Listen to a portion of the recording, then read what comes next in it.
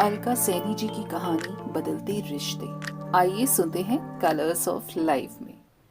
थोड़ी देर में सब अपनी अपनी सीटों पर बैठे बैठे सुस्ताने लगे तो ठंडी हवा के झोंके से महिमा भी आंखें मीचते ही अतीत की यादों में खो गई।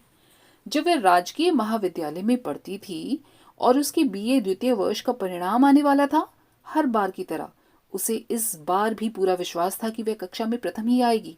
पर उसे तब बहुत अचरज हुआ जब परिणाम घोषित हुआ तो उसे पता लगा कि उसकी ही कक्षा का लड़का सारांश प्रथम आया है। सारांश पढ़ने में तो होशियार था ही, देखने में भी कक्षा के अन्य लड़कों के मुकाबले में काफी स्मार्ट था। जहां महिमा स्वभाववश अपने में और अपनी किताबों तक ही सीमित रहती थी, वहां सारांश उतना ही चुलबुला और सबसे घुलने मिलने वाला लड़का था। महिमा शुरू से ही मन उसे पसंद करती थी और उसके प्रथम आने के बाद से तो वह उससे बात करने के लिए मन ही मन मौके की तलाश में रहती। कभी नोट्स लेने के बहाने या फिर किसी विषय पर जानकारी हासिल करने के लिए मौका ढूंढती रहती। पर सारांश सारांश तो एक भंवरे की तरह एक डाल से दूसरी डाल पर मंडराता रहता। यह सब देखकर वह मन ही मन हताश हो जाती। उसके मन में हीन भावना सी बैठ गई कि शायद वह इतनी आकर्षक नहीं है कि सारांश जैसा बहुर्मुखी लड़का उसकी तरफ आकर्षित हो। मन ही मन वह दुखी होने पर भी कभी भी अपने मन की बात किसी से नहीं कह पाती। उधर कई दिनों से महिमा महसूस कर रही थी कि उसकी ही कक्षा का साधारण सा दिखने वाला लड़का अरुण जब देखो उसी की ओर देख रहा होता है। अरुण के व्यवहार में कुछ दिनों से वह अजीब सा बदलाव देख रही थी। महिमा इस कारण कुछ असहज सा महसूस करती थी। एक दिन जब वह कॉलेज से अपने घर की तरफ जा रही थी तो अरुण अचानक उसके सामने आ गया और इतनी सरलता से उसने अपने प्यार का इजहार उसके सामने कर दिया कि वह एकदम से झेप सी गई और कुछ समझ न पाई। पर मन ही मन उसे उसकी स्पष्टवादिता और हिम्मत पर भी बड़ी हैरानी हुई।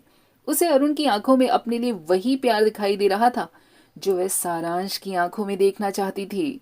जब महिमा ने सारी बात अपनी सहेली मोनिका को बताई तो वह बड़ी परिपक्वता से बोली, देखो महिमा, जीवन में एक बात याद रखना कि एक लड़की के लिए सबसे खुशी की बात तब ही होती है जब वह उस इंसान से प्यार करे और उसकी कद्र करे जो उसे निस्वार्थ चाहता हो, ना कि उस इंसान के पीछे भागे जिसे वह खुद पसंद करती है।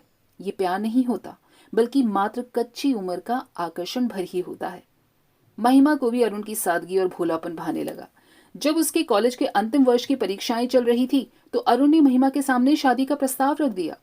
जब महिमा ने अपने घर में अरुण के बारे में बताया तो जैसे आसमान गिर गया हो। उसकी माँ ने अरुण के बारे में सुनकर साफ इनकार कर दिया और कहने लगी, महिमा, तुम्हारा दिमाग तो खराब नहीं हो गया है? जरा सा पढ़ लिख क्या ली हो? जात बिरादरी किसी चीज का ध्यान ही नहीं है तुम्हें?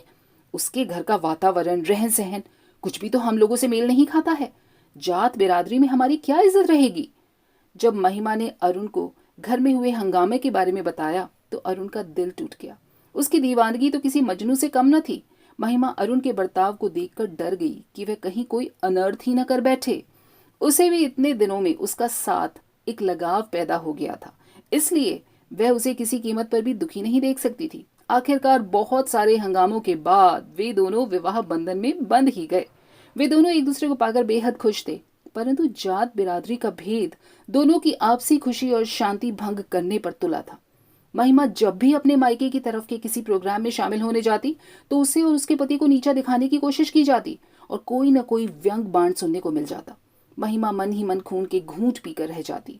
जात बिरादरी को लेकर हर मौके पर अरुण को किसी न किसी तरह बेइज्जत किया जाता तो वह बहुत आहत होती, जबकि अरुण इतना सहनशील था कि वह उसके बारे में सोचती कि वह किस मिट्टी का बना हुआ है कि सब कुछ सुनकर भी उस पर कोई असर ही नहीं होता है और चुप रहता है। ससुराल में भी अरुण के माता पिता को ये बात हर समय सताती रहती कि उनके बेटे ने अपनी पसंद की लड़की से शादी की है और इस कारण उनकी नजरों में महिमा के रूप और गुणों की कोई कद्र ही न थी। एक बार जब अरुण के छोटे भाई के विवाह के लिए लड़की देखने की बात हुई तो सब लोग महिमा के सामने ही बार बार यही राग लापते रहे कि इस बार तो राकेश के लिए वो अपनी मनपसंद और अपनी बिरादरी की लड़की ही ब्याह कर लाएंगे जो कि इस घर के माहौल के हिसाब से रच बस जाए। यह सब सुनकर महिमा के सीने पर सांप लौटने लगते, पर वे फिर भी कभी भी किसी से कुछ न कह पाती। महिमा अपने परिवार वालों के साथ बस में वैष्णो देवी के दर्शन के लिए जा रही थी। महिमा के भाई अभिषेक के घर बेटी होने के 5 वर्षों बाद बेटा पैदा हुआ था। उसकी माँ तो पोता होने की खुशी में जैसे बावरी सी हो गई थी। सारे सगे संबंधियों, रिश्तेदार, मित्रों को मिठाई बांटते बांटते बताती फिर रही थी, पूरे 30 वर्षों बाद हमारे खानदान में चिराग पैदा हुआ है। बिल्कुल अभिषेक जैसे नैन नक्श हैं। उसकी माँ तो बस सारा दिन अपने पोते को गोद में लेकर बैठी रहती। जब उसकी भाभी भी मुन्ने को दूध पिलाने के लिए पकड़ने लगती तो उसकी माँ हिदायत दिए बिना ना रहती। देख बहू, मुन्ने को जरा आराम से गोद में उठाया करो और प्यार से उसे भरपेट दूध पीने दिया करो। घर के कामों की जल्दी मत किया करो, आराम से होते रहेंगे।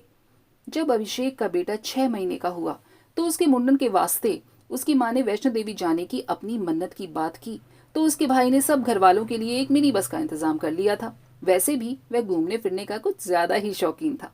अभिषेक ने एमबीए करने के बाद अपनी मेहनत और लगन से एक अच्छी खासी कंपनी चला ली थी। उसकी माँ अभिषेक की तरक्की देखकर फूली नहीं समाती थी। महिमा के पिताजी एक सरकारी मुलाजिम की तरह अपना जीवन बिताया था, इसलिए अभिषेक के कारण इतनी ठाट बाट देखकर उनका सीना गर्व से चौड़ा हो जाता था। सब रिश्तेदार जो कल तक उसके माता पिता को पास बिठाने से भी गुरेज करते थे, वे भी अब किसी भी त्योहार में बार बार उन्हें आने का न्योता देते थे। मिनी बस में महिमा की दीदी का पूरा परिवार, महिमा के पति अरुण और उसका बेटा अखिल सब साथ में थे। बस में भी महिमा की माँ किसी और को मुन्ने को पकड़ने नहीं दे रही थी। अगर कोई उसे खिलाना भी चाहता था तो कुछ ही देर में कोई न कोई बहाना बनाकर उसे वापस गोद में उठा लेती। इतनी उम्र हो जाने के बावजूद उसकी माँ में पोता होने के बाद एक अजीब सी ताकत आ गई थी। दीदी की बेटी रचिता तो बहुत खींच रही थी। वापस आकर अपनी मम्मी से शिकायत करने लगी, मम्मी, नानी तो मुन्ने के आने के बाद पागल सी हो गई है। किसी और बच्चे की तरफ उनका ध्यान ही नहीं जाता। मेरा मुन्ने को पकड़ने का जी हो रहा है तो मुझे डांट कर वापस भगा दिया कि तुमसे चलती बस में झटका लगने से वो गिर जाएगा। अब देखो ना मम्मी, मैं कोई छोटी थोड़ा ना हूँ, कॉलेज में पढ़ती हूँ। महिमा के बेटे अखिल ने भी हाँ में हाँ मिलाते हुए कहा, हाँ मासी, नानी को पता नहीं क्या हो गया है, किसी और से तो अब ढंग से बात ही नहीं करती, बड़ी घमंडी सी हो गई हैं।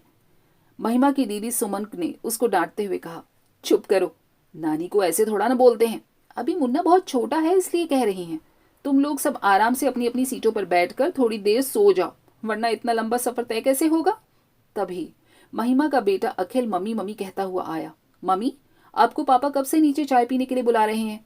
सब लोग कब के बस से नीचे उतर गए हैं और आप कहाँ खोई हुई हैं? देखते देखते जैसे जैसे समय बीतता गया, अभिषेक की कंपनी दिन दूनी रात चौगनी तरक्की और उन्नति करती चली गई। महिमा को अब मायके का घर भी अपना सा न लगता, क्योंकि वहां वक्त से सब कुछ बदल गया था। पिताजी की सरकारी नौकरी के समय की सादगी मिट गई थी और सब चीजों पर पैसे की चमक दमक की परत चढ़ गई थी। यहाँ तक कि महिमा के माता पिता के बात करने का अंदाज भी बदल गया था। महिमा को अब अपने ही घर में इतना ऐशो आराम होने के बावजूद घुटन महसूस होती, पर वह माता पिता की वजह से चुप हो जाती। एक बार अभिषेक का अपने पार्टनर के साथ पैसों को लेकर झगड़ा इतना बढ़ गया कि पुलिस केस बन गया। उसके पार्टनर का कहना था कि उसने अभिषेक से कुछ पैसे बकाया लेने थे, पर वह उसका हिसाब करना ही नहीं चाहता था। बात हाथापाई तक पहुंच गई तो सारी रात सबने जाग कर बिताई। सबकी सलाह थी कि बेवजह दुश्मनी मोल लेने से अच्छा है कि अभिषेक समय रहते ही पार्टनर का हिसाब चुकता कर दे, तो बात इतनी न बढ़ती। पर इतना सब होने के बावजूद महिमा की माँ पुत्र मोह के कारण अभिषेक का कसूर मानने की बजाय उसके पार्टनर को ही भला बुरा कहने लगी। उसकी माँ के इस तरह के व्यवहार के कारण ही शुरू से ही अभिषेक की हिम्मत बढ़ती आई थी, और वह भी महिमा की माँ की शय की वजह से कभी भी अपना कसूर नहीं मानता था। उस पुलिस केस के कारण अभिषेक और उसकी पत्नी को कई बार कोर्ट कचहरी के चक्कर काटने पड़े, पर फिर भी केस सुलझने के कोई आसार ही न थे, क्योंकि उसका पार्टनर भी पूरी तरह बदला लेने पर उतारू था। पर अभिषेक के दिमाग पर तो पैसा कमाने का भूत इस कदर सवार था कि उसका मानना था कि पैसा पास हो तो किसी को भी खरीद सकता है। इसलिए अभिषेक ने अब अपनी खुद अलग कंपनी बना ली थी। उसका काम दिन पर दिन बढ़ता जा रहा था।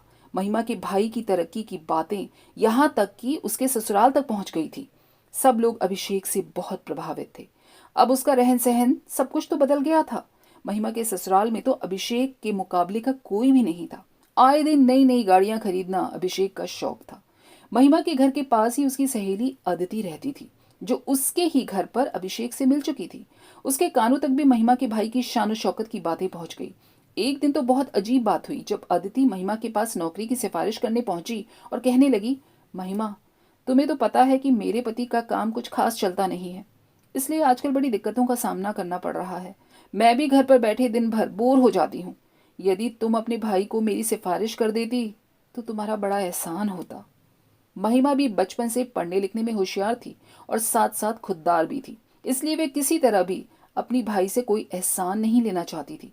उसने अदिति को टालते हुए कहा, ठीक है, तू कुछ दिन रुक, मैं बात करके तुझे खुद ही बता दूंगी। महिमा को उस समय बहुत हैरानी हुई जब उसे अपनी दूसरी सहेली से पता चला कि अदिति ने तो अभिषेक की कंपनी में जाना भी शुरू कर दिया है। महिमा को तो मानो काटो तो खून नहीं। उसे मन ही मन बहुत गुस्सा आ रहा था कि ना तो अभिषेक ने उससे बात करना मुनासिब समझा और ना ही उसकी सहेली ने कुछ बताया। जब कई दिनों बाद महिमा की अभिषेक से बात हुई तो वह ऊपर से बड़े ही साधारण तरीके से कहने लगा, महिमा, क्या फर्क पड़ता है, मुझे तो लोगों की वैसे भी जरूरत रहती ही है, अगर अच्छा काम करेगी तो अच्छा ही है। इस तरह कई दिन बीत जाने पर भी अदिति न कभी मुड़कर उसके पास आई और महिमा के मन में इस तरह उसके लिए न चाहते हुए भी बड़ी कड़वाहट भर गई कि लोग कितने मतलबखोर होते हैं। धीरे धीरे जैसे जैसे समय बीतता गया, महिमा के कानों में इधर उधर से बातें पड़ने लगी कि जब से अदिति ने महिमा के भाई के यहाँ नौकरी की है उसके तो रंग ढंग ही बदल गए हैं। पहले कहाँ घर में खाने तक को न था और अब बहुत आधुनिक परिधान पहनने लगी है। मन ही मन महिमा को गुस्सा भी आता और हीन भावना की भी शिकार हो गई।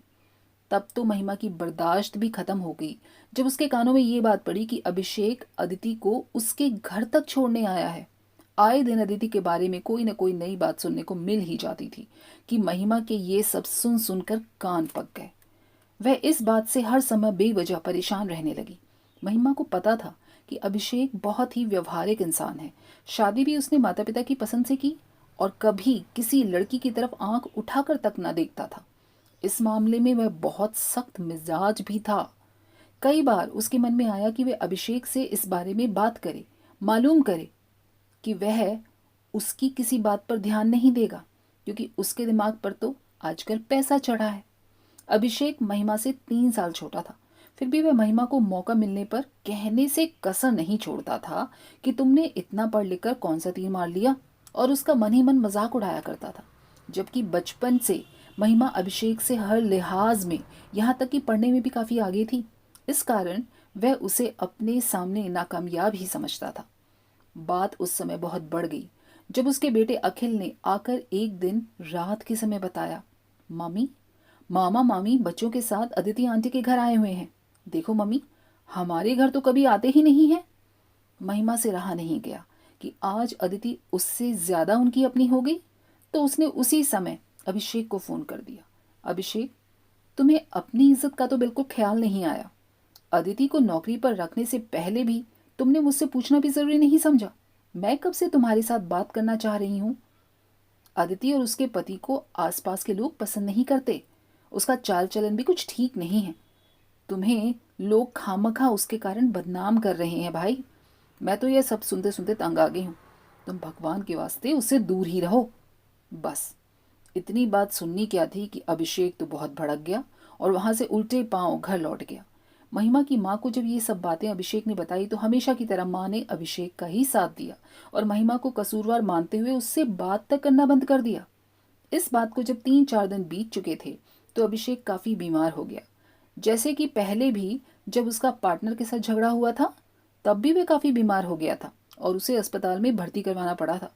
बस तब क्या, अचानक से महिमा की मम्मी का फोन आया और महिमा को कहने लगी, महिमा देखो, अभिषेक तुम्हारी बातों की वजह से काफी परेशान था और आज वह इतना बीमार हो गया कि उसे डॉक्टर ने अस्पताल में भर्ती कर लिया है। उसे यदि कुछ हो गया ना तो मैं तुम्हें जीवन भर माफ नहीं करूंगी, इसलिए बेहतर होगा कि तुम अपनी गलती मान लो और अभिषेक से माफी मांग लो। अपनी माँ की बात सुनकर महिमा के पैरों तले से जैसे जमीन निकल गई हो। क्या भारतीय समाज में लड़का ही सब होता है, लड़की का कोई मोल नहीं?